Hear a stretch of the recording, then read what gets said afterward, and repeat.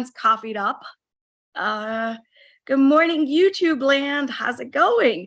Let me just pull up YouTube real quick so when you guys have comments, I can address those as well. Dan, would you mind sending me the link to YouTube so then I can pull up the comments as well? Good morning, guys. Good morning, Tony. Good morning, Faze. Good morning, Jose. Good morning, Dan. Dan, send me the link. Okay. Give me 1 second, you guys. All right. Okay, cool. Let's get this party started. I am super excited about this gap up. Overnight, we pulled up our socks, which goes hand in hand with never short after a bear candle on the overnight session. Even on these days, it could have worked out pretty fairly well. If you weren't going short, you could have had that pull up. So last night I got a neat little long in, but obviously, just as always, I get out too early. So I got out at the 618 level, which, came about really, really early last night. So as soon as the markets opened, we kind of had this drop and I bought at the 786 just with the target of 618. So that was pretty cool. Futures trading is obviously a lot of fun. We're going to do a lot more futures trading later today. From 2 to 3:30, I'm going to be talking about futures. So if you guys want to join me and learn about futures, or if you guys just want to trade with me, that would be fun. That'll be exciting. All right, enough about that. We have this beautiful inverse head and shoulders action happening, provided that we don't drop too much at open and just go collapsing down. That would be kind of sort of unfair if that happens, because I'm really planning on having a bull day today, or I'm hoping for a bull day today. So we will see. I think some bull action is much needed. And I mean, I just want you to think of it from a bear perspective. If you had your puts still open today, and today with the gap up, we could run up to the 10 EMA, what is the first thing that you would look to do? You're gonna want to close out your puts, right? So, or your short positions. So just for that matter, I feel like we could have some buying come in. So let's take a look at the Qs itself. The Qs earlier when I was looking at it, it was kind of sort of over here. So seemed like almost a gap and go. And if we can get going, some bears are really gonna get out. Sorry, can't talk today. Hold on. Not enough coffee in my system yet, but yeah, some bulls, are going to step in and some bears are going to close out. And so we could certainly go up to the 10 EMA. There's not, much along the way that could stop it. So, the Qs are obviously a little bit more bullish than SPY is. SPY is also, earlier it was somewhere over here looking like a gap and go. So we're going to keep an eye on these guys at open, and I would love it, especially if we could get a dip down below, and then it could be a buy the dip kind of opportunity for us. So let's see what that leads to. Let's look at the hourly chart real quick. The hourly chart, I don't know if you guys can see my RSI. Let me make it a little bit smaller. So the hourly chart has a little bit of a divergence right over here. So, oh God, these things pop up all the time. So where the chart is making lower lows, but the RSI is making higher lows. So we're going to see what that does. I love that we're opening above the 10 EMA on the hourly chart. I would account for some sort of turbulence over here, but if we overtake 369, 370, I think we could definitely get going to at least 374 without any issues whatsoever. So I think that's definitely going to be fun. It kind of sort of looks like a double bottom as well if it can get going. So that'll be fun. Maybe it goes all the way up here, comes back and retests these levels, and then continues to go higher. So ultimately, what we want to see is it take out some pivots. So with this move, if we go a little bit higher, we would have taken out this pivot right over here. So that's kind of cool. That's neat. That's great. It makes a great bull case currently. And, it's been 600 days of bearishness. So I feel like this could really, really catch some wings. So it feels wrong to be bullish. Especially for me. I'm primarily a bear trader. I love trading bearish. All of you guys know that about me. So it kind of feels wrong to have a bullish bias, but I think it can really, really get going. Today is not the day where I should stick to my bear bias and hope that things drop even further. So yeah, but I mean, I'm willing to play it either way. I'm hoping for a little bit of a dip. I don't want to see it dip below the 10 EMA though. So let's put some fibs on SPY itself and see what are reasonable levels. Technically, this was also an almost inside candle, not exactly, because it kind of wicked in a little tiny bit lower. You know what would have been really interesting if we made that new low? So somewhere over here, if we got down to 362, I feel like some bears would have definitely closed their positions out. Because I mean, think about it. If you were a short seller up here, somewhere over here, let's say you got the exact high because you're awesome. And with RLT, I think all of you guys are becoming awesome seasoned traders. So anyway, so let's say you got in over here. Where would your next target be? The new low, right? And so as soon as we make that new low, I feel like the bears would want to close out their position. So the fact that we didn't really make that new low, we just kind of sort of left it a little tiny bit, is annoying, but it's okay. It's still okay. So let's put fibs on SPY today and see what targets we could achieve. So because I'm trying to see how high it can go today, I'm going to put the fibs the other way around. I know you guys are so used to having the fibs towards the bottom, but we're going to put the fibs the other way around and see what an acceptable region is for the bulls to step in. So here's our 618 level right over here, 367.52. This area I will be watching very closely. We don't want to drop. This is our golden zone. Remember, this is our golden zone. So we don't want to see it drop too low below these levels.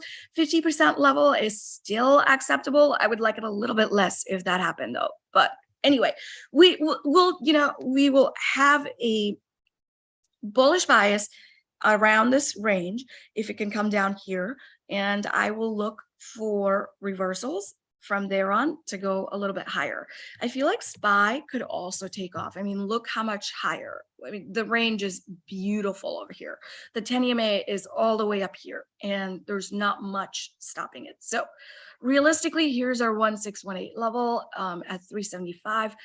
I could also see this gap fill area that could work out as well. So let's plan for some bull trades today.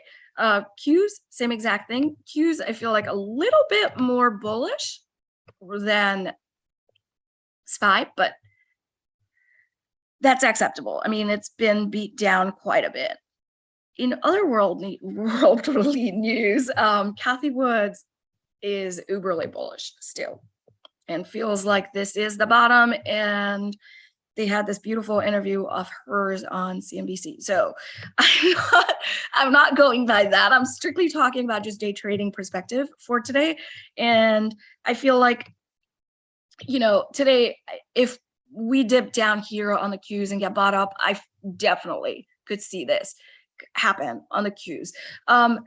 Guys, remember, inverse hammers are also signs of reversals. They are not to be considered super bearish, especially when followed up by a hammer. So don't get confused by the fact that this is an inverse hammer and it could just drop. So yeah, and we've had 4 days of bearishness, so I feel like we could get bought up a little bit. Hourly, we are above the 10 and the 20 EMA, which is awesome. And we're getting bought up over here around this region. So that's perfect. That's amazing. We looked at it on the futures where there was that inverse head and shoulders happening. So that's pretty cool. We do have this beautiful double bottom happening as well on the Qs on the hourly. So I feel like this is the last nail on the coffin that we have to get past, and then we should definitely be soaring. So let's see how that goes. Let's look at our usual suspects for the day trading room. Dan has some Tesla calls that he's going to be very happy about right now. Tesla is gapping up today a little bit. I mean, it's definitely looking bullish right now. So I feel like Tesla, for it's remained as one of the strongest tickers out there while the rest of the markets were collapsing. Tesla was still holding up, trying to stay in this channel. So I wouldn't really doubt if the rest of the markets get going, Tesla could certainly, I mean, Tesla don't care if it's 10 EMA or not, it just goes. So yeah, so there's that happening on Tesla, which is awesome. I feel like we should be looking for some bull trades in here. On the hourly, Tesla also has a double bottom, just like everybody else. It has this double bottom. We could certainly fill this gap and then see which way we go. I would have loved it even more if it was gapping over here at 287, but then we wouldn't have much risk to reward to the upside. So it's doing its best right now, and so let's not mess with it too much. Will says, good morning, all. Good morning, Will.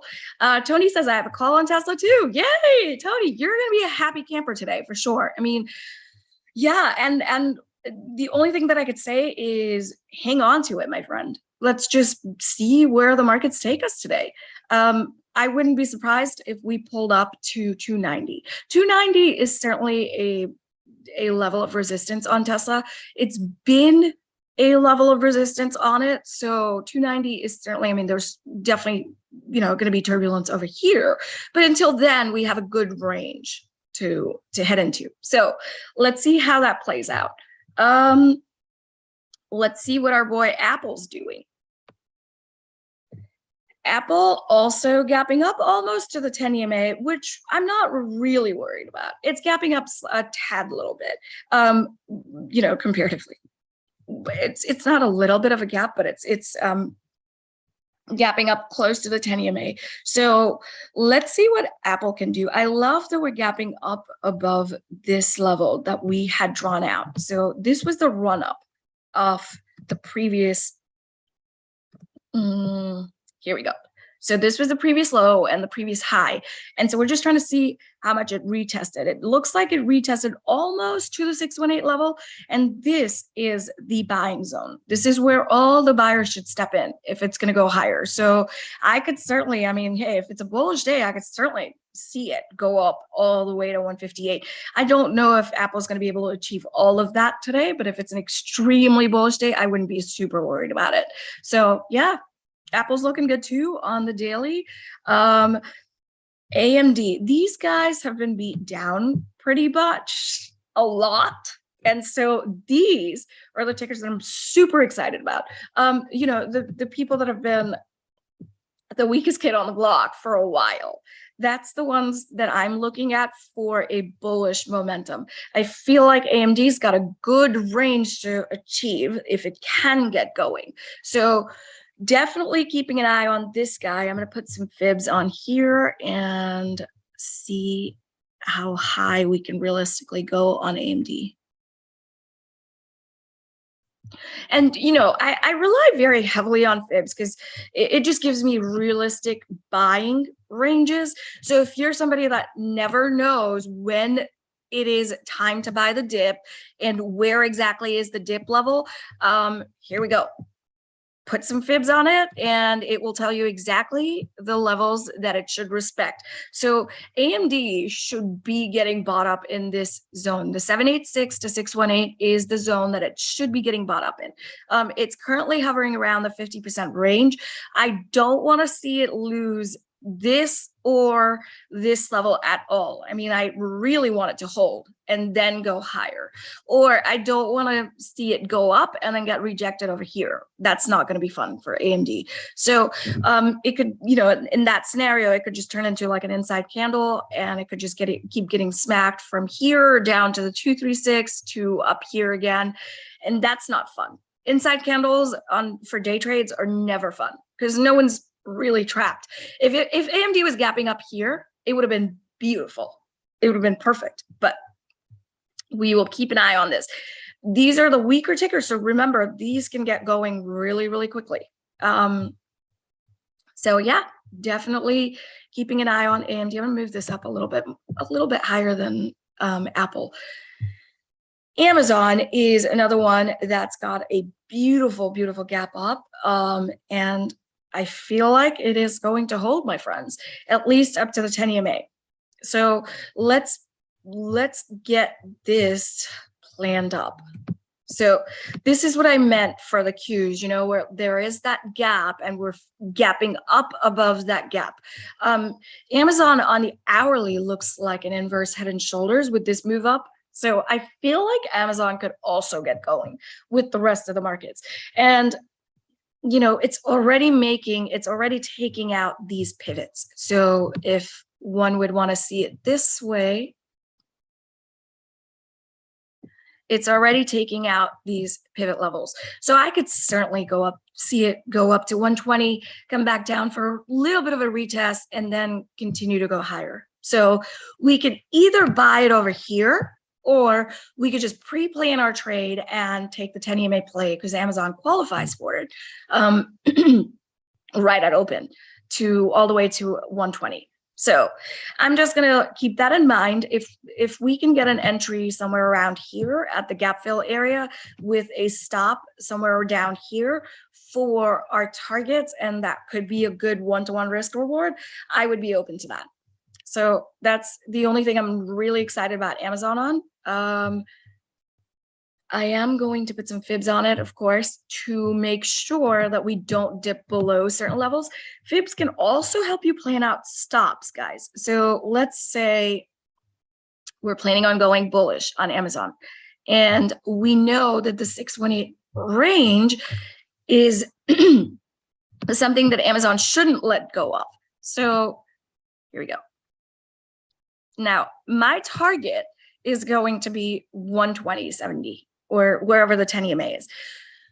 That's going to be my target, you guys. Now, with me putting my stop down here with a target up here and entry over here, I'm not going to get a one-to-one risk to reward. So for that reason, if I could get a stop somewhere below the 618 where we know that this is the buying zone, and if I could put a stop somewhere down here and then get that risk to reward, I feel like it could be a much, much better trade than me having to put my stop all the way down here. So just keep that in mind. And I like the hourly chart on Amazon as well. So I'm going to move Amazon up above Apple as well.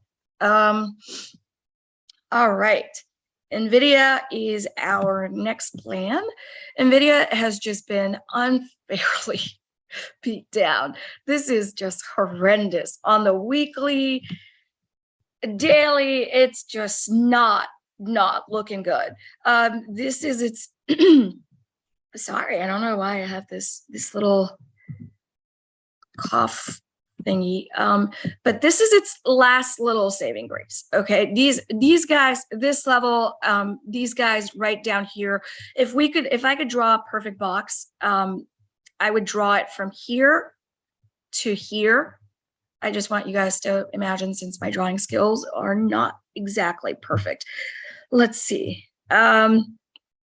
But anyway, all right, you guys get the point. If I could put a box down here, including these wicks, this is its last support zone. If we don't hold on to this, Nvidia could go down quite a bit. So it's been 3 whole weeks of selling on Nvidia, and today we're showing some signs of hope. So I like this chart a lot. Let's see if Nvidia can get going at least up to the 10 EMA 130, which is a good level, $5 move, which Nvidia could easily put in. A lot of people think, oh, it's a 150. Well, previously it was a $200 stock, but 150, how much could it move? Nvidia can really move $7, $8 easy in a day. It's not something to be taken lightly. So if it can find its wings, it can really, we need to find these guys some Red Bull, give them some wings, and let it fly today. Let's see where it's at. So it's exactly around the 618 level, which is a decent acceptable dip on it. So let's just leave it that way, and please don't dip any further, because we really would love to get a bull trade in on Nvidia. That could be fun for sure. So let's see how this holds up. If at open we just go boop, then that's not going to be fun. I'm not going to be interested in that. But if at open we show some strength around this region, I would definitely be excited to trade this in the bullish direction. Realistically, 129.39 would be my target, not all the way up to the 10 EMA, because I like to stick to the 1618 level. Or after this level, I would trail it very, very cautiously. So that's it on Nvidia for now. I see some comments rolling in. Tony says, I need Nvidia to bounce so I can buy some longer term protective puts. Yeah, absolutely. Yes. And Tony, I feel like you should be patient with buying your protective puts for long-term accounts on Nvidia. On the weekly, I could certainly see it do something like this, where it's doing this move right now. I could certainly see it come back to the 10 EMA on the weekly, or even the 20 EMA on the weekly, just like here. And that's when you go in and buy your puts. That's when you hope for some weakness to come in so you could make money towards the downside. But it doesn't really have to be that way. But if you bought your puts around this level right here and your stop somewhere above here, then I feel like you could get a better risk to reward versus you having to buy a put on one random bullish day. So definitely be patient on Nvidia before you go in and buy your puts, just because it's at the daily 10 EMA. It's got a lot of room to run up. It can run up. There's not much stopping it, and all of these bears are profitable. So if we have some good news out there on the markets, this can, I mean, and it's, you know, it's a company that makes money. It's not like, okay, I don't want to name names, but it's not like some of the other tickers that we know that don't really make money and that are just out there right now. It's a company that's in demand. I mean, everybody needs chips. We have a shortage. So there you go. We could get a run up. So just be patient with it. It would be good for your long-term hold though. Yeah. All right. Okay, let me just look at YouTube real quick and see if anybody has any comments. Guys, feel free to ask questions. Really feel free to really just be open and request tickers. I'm open to looking at any ticker that you would want me to put my eyes on and give you my opinion of how I would trade it. Here is Delta Airlines. This guy is also beat down pretty badly. I mean, look at all of this selling, you guys. This is just terrible. And it's at a good level of support. I wouldn't be against going long on Delta for a little bit. Even for a day trade or a swing trade, actually, as a matter of fact. I feel like it's at this level of support, and it could certainly take off if the rest of the markets cooperate with it. But I will tell you guys, these are the weaker tickers. I mean, this doesn't look like a Tesla chart on the daily, right? So it is one of the weaker tickers. So if the market doesn't cooperate, this will not get flying. So be cautious about swing trading these tickers, the weaker tickers. It could get sold off immediately. So definitely watch out for that. I have Meta on my list because, I mean, talk about picking on the weakest kid on the block. This is just brutal. The last few days on Meta. Oh my God, the money that could have been made, the money that I have made shorting this guy and going long, oddly, is amazing. I mean, this level should have held. And I was really just hoping for like a little move down, it turning into a trap, and then going right back into this channel. That did not happen, my friends. So on this day, when we had this gap down, that was your day to go short.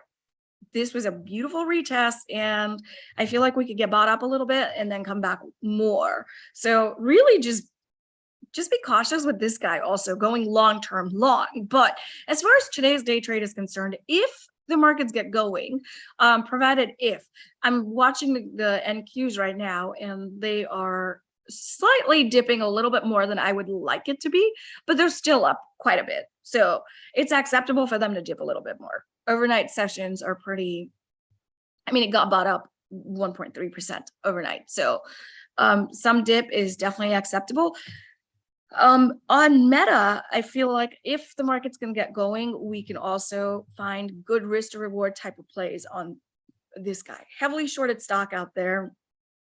Weak, sure, but the bears are profitable right now. So it would be in their favor to close out their shorts if the markets are going higher. So I'm going to be looking for this guy as well. I'm going to move this up just below Nvidia, just so I could have certain priorities in place. Roblox, oh God, we got to hurry up.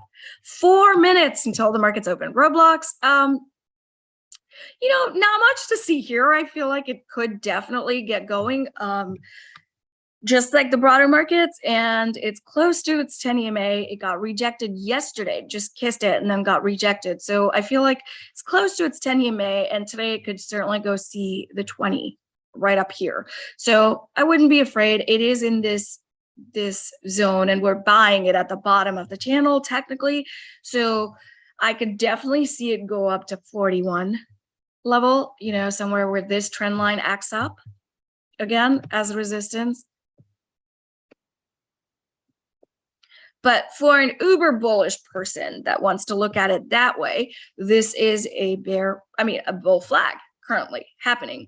This is also an inverse head and shoulders happening if we can take out certain levels down here. If we take out these levels, I might be interested in buying Roblox. Or these levels, I might be interested in adding more for swing trading, perspective. But yeah, but it's got a lot of bullish catalyst to it. So let's see what it does today. I'm hoping it goes with the markets.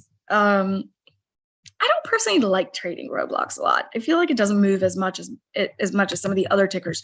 You know, someone similar to Roblox's category range, I want to say, is Shopify, and that oddly moves a lot more than Roblox. So I prefer Shopify a lot more than Roblox. Google is around that 100 range, guys. If there is anything we know about the whole numbers, I really like this play as well on Google. It's showing signs of reversals, to say the least. So I could certainly make a bull case for this guy, especially if the markets want to cooperate. So let's keep an eye on this guy as well. The favorite gap so far, though, is Amazon compared to Google. Similar ranges, similar prices, but I like Amazon a lot more than Google right now. But they could both get going. I mean, Google's not going anywhere, and you know it's here to stay. So this is a beautiful, beautiful trend line, and I would love it if we could just break that trend line, go higher a little bit. I could certainly make a bull case above this pivot level. So there was this massive trend line happening right now. And if we take out this guy right here, I could certainly make for a bullish case on Google today. So definitely interested in that. The risk to reward is definitely there. And I like this play. I really wanted to look at Square before I let YouTube land go. Square has been beat down quite a bit as well.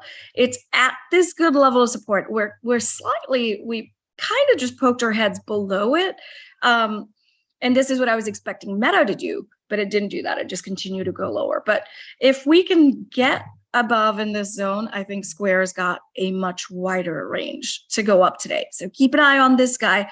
YouTube, unfortunately, we're going to have to wrap this up. This is where our journey ends, but hey, we'll be here in the trading rooms, so come check us out. I hope everybody has a beautiful, beautiful